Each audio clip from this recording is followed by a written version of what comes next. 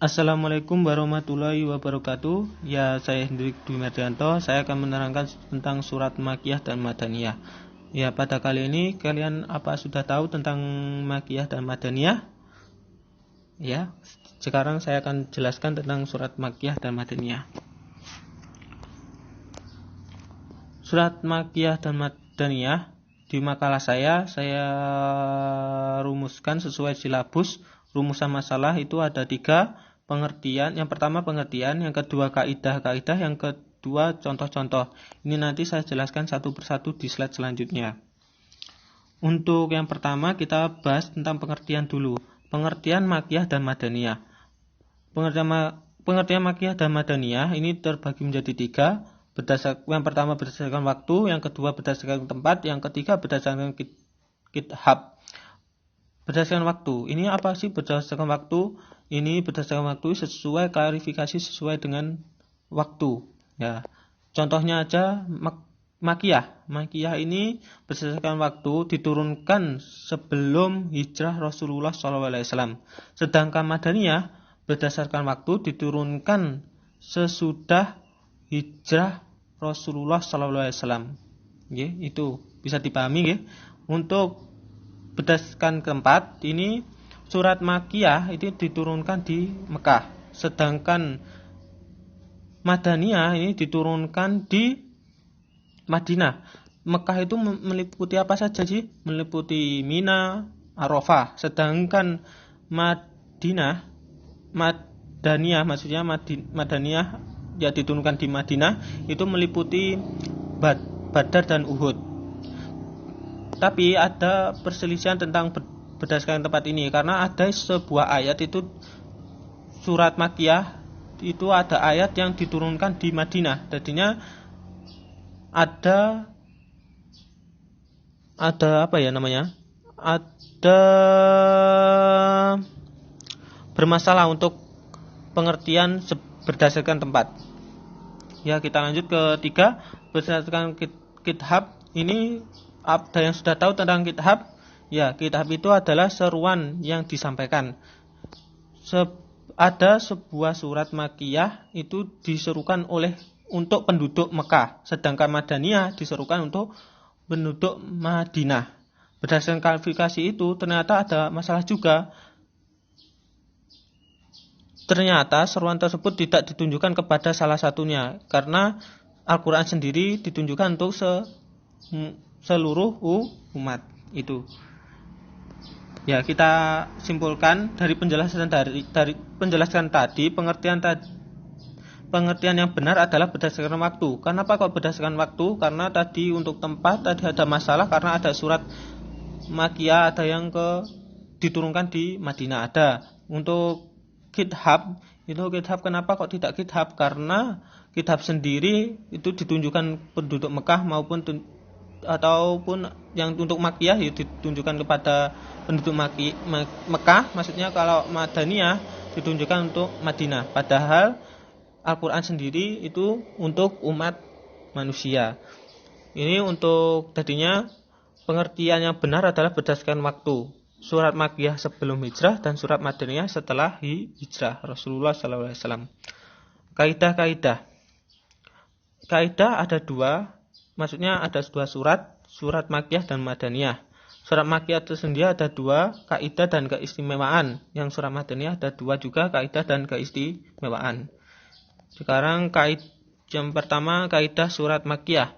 Yang pertama terdapat sajadah. Ya, kalian sudah tahu tentang sajadah. Sajadah itu ada bentuk, kalau di Al-Quran saya ketahui itu ada bentuk sesuai sajadah. Lambangnya berada sajadah. Itu biasanya sujud. Pada waktu itu berbaca harus sujud. Yang kedua, surat di dalamnya terdapat lafaz kala. Yang ketiga, terdapat kisah para nabi dan umat-umat terdahulu.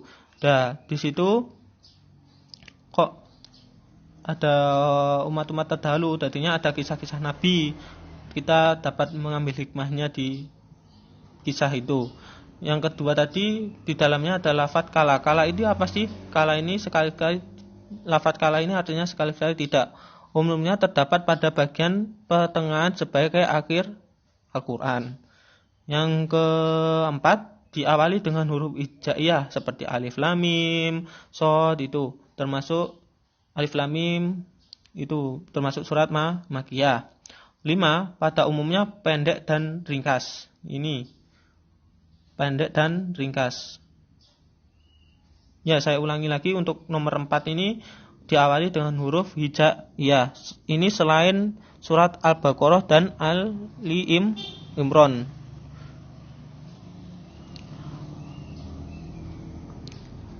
Yang kelima, pada umumnya pendek dan ringkas. Yang kita ketahui surat Makkiyah itu pendek dan ringkas. Yang keenam, mengenai pokok-pokok keimanan, hari kiamat, gambaran surga dan neraka. Jadinya di dalam surat Makkiyah itu ada mengenai hari keimanan, hari kiamat, gambaran surga dan neraka. Yang ketujuh, mengenai budi pekerti, kebijakan, moralitas, sanggahan, dan bantahan terhadap pikiran kaum.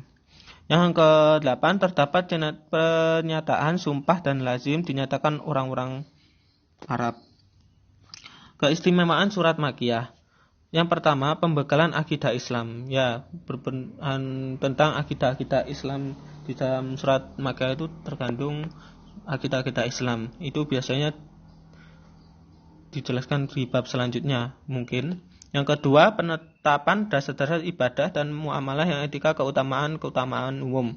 Jadi kan berdasarkan ibadah, cara beribadah, itu cara bermuamalah itu terdapat di surat Makkiyah. Yang ketiga, rincian kisah-kisah para nabi dan umat terdahulu. Ya, saya sudah jelaskan kisah-kisah itu untuk hikmah untuk kita semua.